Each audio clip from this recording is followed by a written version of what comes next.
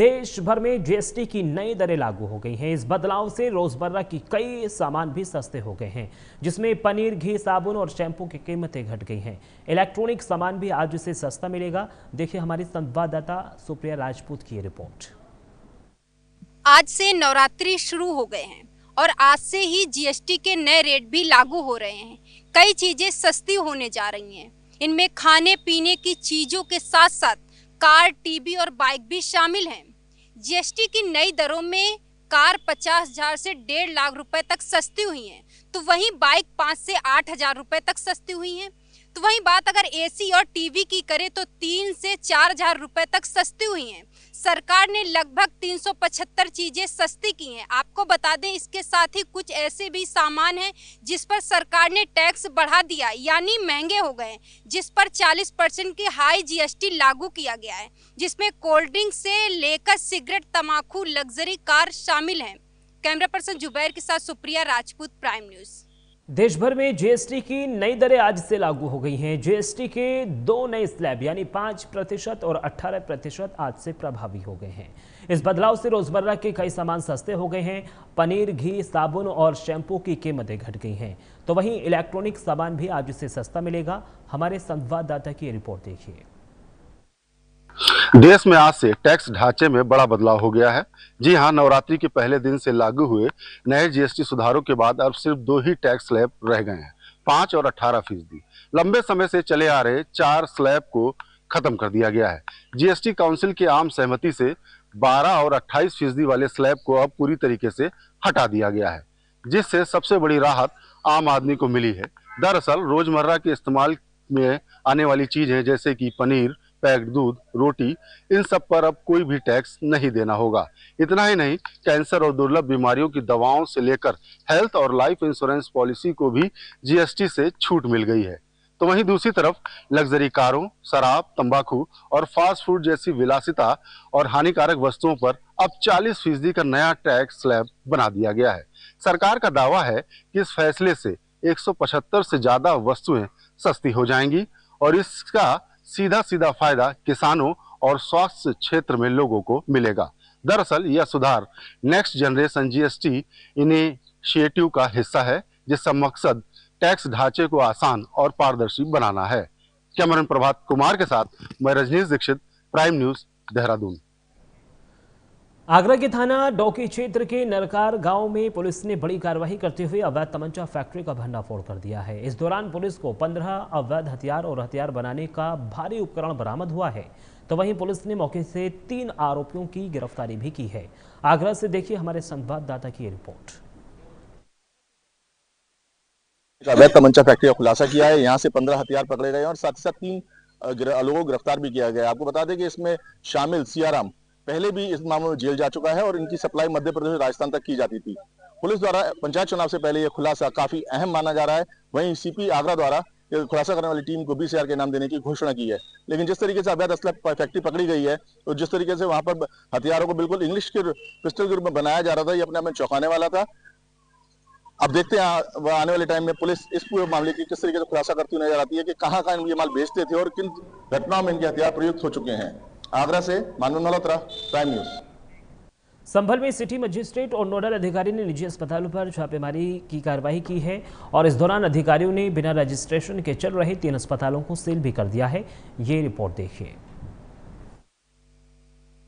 संभल से इस वक्त की बड़ी और अहम खबर से मैं आपको अपडेट करा दूं। संभल में स्वास्थ्य महकमे की संयुक्त टीम ने अब झोला छाप क्लिनिक और अस्पतालों पर कार्रवाई शुरू कर दी है। नोडल अधिकारी युवा प्रशासन की मौजूदगी में कार्रवाई लगातार जारी है। बीते दिनों 1 सप्ताह पहले 31 अस्पतालों पर छापेमार कार्रवाई की गई थी, जिसमें 19 अस्पतालों को सील किया गया था, जिसमें 4 दलाल थे, उनको जेल भेजा गया था। 4 दलालों के संरक्षण में ये अस्पताल पुनः खोले जाते थे।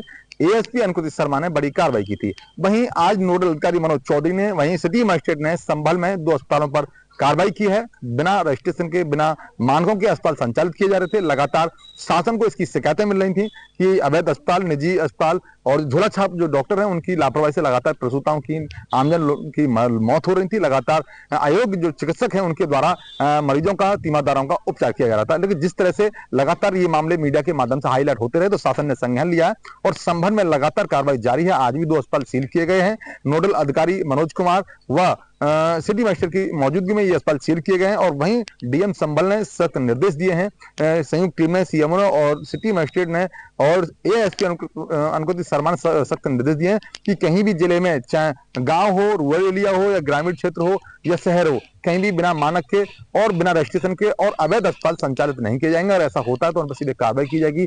से सख्त निर्देश दिए गए हैं। 4 दलालों को जेल भेजा गया है। लगातार 31 जो अस्पताल है उन पर छापेमारी कार्रवाई की गई थी, जिसमें 19 अस्पताल सील किए गए थे। अधिकांश अस्पताल पर मुकदमा दर्ज किए गए तो उन पर एचएस की कार्रवाई की जा रही है। लगातार प्रशासन की बात की जाए तो डीएम संभल ने निर्देश दिए हैं कि तहसीलदार और या एसडीएम या नोडल अधिकारी के नेतृत्व में संयुक्त टीम के माध्यम से कार्रवाई की जाएगी और यही कार्रवाई देखते हुए लगातार ये कार्रवाई अब बड़ा रूप ले चुकी है। एएसपी अनुकृति शर्मा को संभल का नोडल बनाया गया है।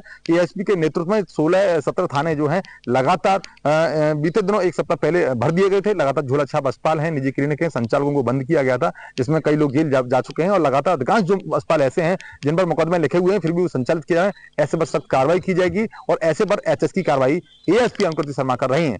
Video journalist Santosh Yadav, prime news.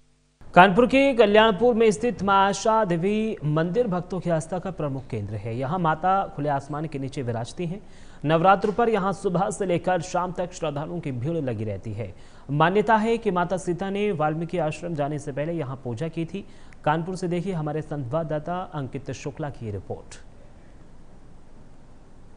Navratri का आज पहला दिन है। आज मां शैलपुत्री की पूजा की जाती है। हम इस समय खड़े हैं कानपुर के कल्याणपुर स्थित आशा देवी मंदिर में। आप देख सकते हैं किस तरीके से ये आशा देवी मंदिर है और ये किस तरीके से इसकी जो सजावट है वो करी गई है। यहाँ पर जो आसपास के एरिया के लोग हैं वो आते हैं, बढ़ चढ़कर यहाँ हिस्सा लेते हैं और सुबह 5 बजे से ही यहाँ पर जो महिलाएं हैं या पुरुष हैं वो श्रद्धालु हैं वो यहाँ पर पूजा अर्चना कर रहे हैं। आप देख सकते हैं किस तरीके से जो महिलाएं हैं वो खड़ी हैं यहाँ पर। हम आपको अंदर ले के चलते हैं, दिखाते हैं किस तरीके से जो माँ हैं उनकी पूजा अर्चना हो रही है। और ये मंदिर जो है ये त्रेता युग से जुड़ा हुआ है। यहाँ माँ सीता पूजा अर्चना करने आती थी और आपको साफ तौर पर दिखाते हैं कि किस तरीके से यहाँ पर जो महिलाएं हैं वो पूजा अर्चना कर रही हैं। और देखिए ये माँ आशा देवी मंदिर है। माँ आशा जो हैं वो बैठी हुई हैं।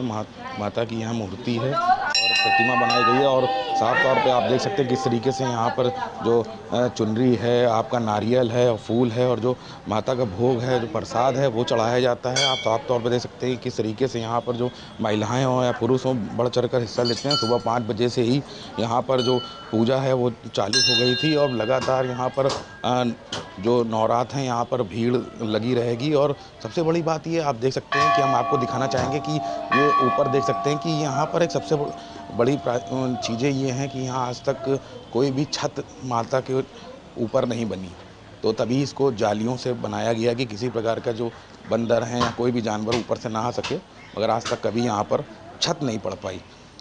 वहीं हमारे साथ एक दीदी है, उनसे बात करें। दीदी आज कहाँ पे आई हैं? हम आशा देवी मंदिर पर आए हैं। कितने वर्ष से आ रही हैं दीदी?